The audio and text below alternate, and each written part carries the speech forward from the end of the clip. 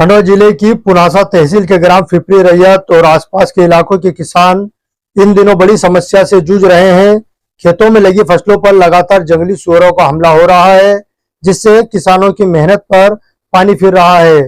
हर रोज दर्जनों की संख्या में जंगली सुअर झुंड बनाकर खेतों में घुस जाते हैं और खड़ी फसलों को पूरी तरह नष्ट कर देते हैं। इससे किसानों को भारी आर्थिक नुकसान उठाना पड़ रहा है। ग्रामीण किसानों ने बताया कि जंगली सुअरों के कारण फसलें पूरी तरह चौपट हो रही है। किसानों का कहना है कि जब वे सुअरों को खेत से भगाने की कोशिश करते हैं तो ये जंगली जानवर उन पर भी हमला कर देते हैं।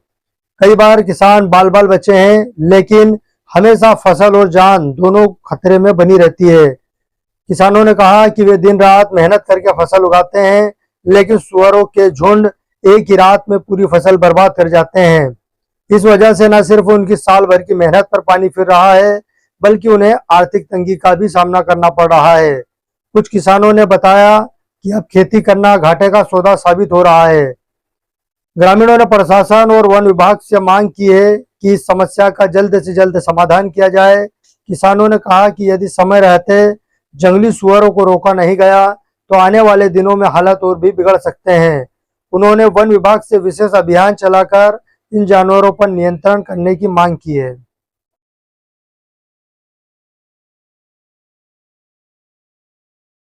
या मैं फिपरी रैयत का निवासी हूँ और हमारे गांव में जो भी कृषक है उनके खेतों में जंगली सुअरों ने इतना आतंक मचा के रखा है कि दिन रात वो बस फसलों को नुकसान कर रहे हैं।